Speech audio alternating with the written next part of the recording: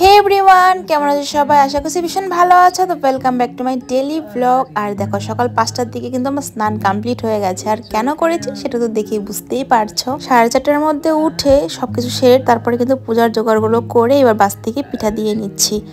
আর কালকে দুব্বার ফুলগুলো রেডি ছিল।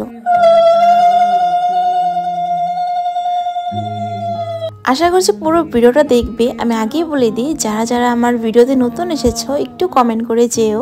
আর এই পেজে যদি কেউ নতুন এসে থাকো, পেজটিকে ফলো করে দিও। তারপর পূজা টুজা করে গীতা পাঠ টাঠ করে কিন্তু রেডি হয়ে নিলাম। বাড়িতে যাব কিছু জিনিস আনার জন্য। গিয়ে দেখানো হলো না কি কি আনলাম। ওই তো দেখতেই পাচ্ছ তাওয়াটা, ওই তাওয়াটা এনেছি। আর ছোট্ট কড়াই এনেছি যেটাতে পোয়া পিঠা ভাজে। আর নিরামিষ কোরানিটা এনেছি, মানে নারকেল কোরানিটা। তারপরে দেখো আমি কিন্তু সব জোগাড় বাইরে নিয়ে বসে পড়েছি। পিঠাটা ভালো মনে নাই কাউ ভালো না হলে তুই পানি খাবি।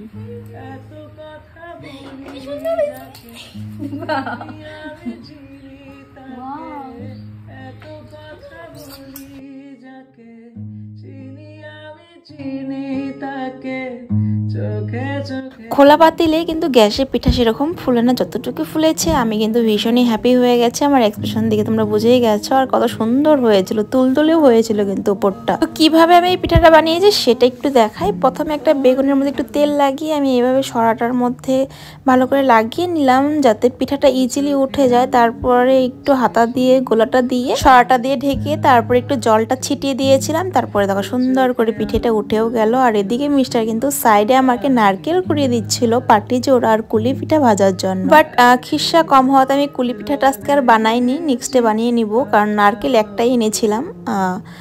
আর দেখো এদিকে কিন্তু গুঁড়া অনেক রয়ে গেছে। আর দেখো মুখের একটু এক্সপ্রেশনটা দেখো, মানে আমি না ভীষণই হ্যাপি হই এগুলো কাজ করতে।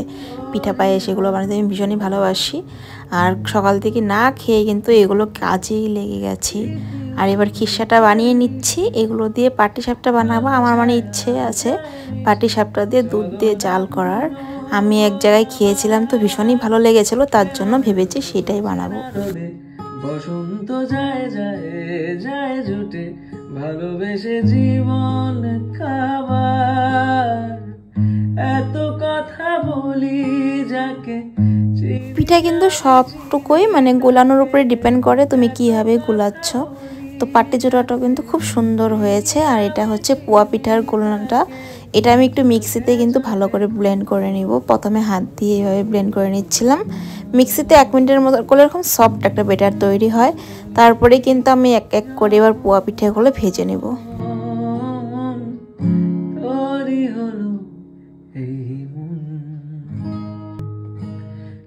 এই দেখো পোয়া পিঠাটাও কিন্তু খুব সুন্দর হয়েছে। তো সকাল সকাল আমি পোয়া পিঠা, পাটি জোড়া আর সাদা পিঠাই ভাজলাম। তো চলো আজকের মতো ব্লগটা অবধি রাখছি। ভালো লাগলে লাইক কমেন্ট শেয়ার করে দিও। বাই।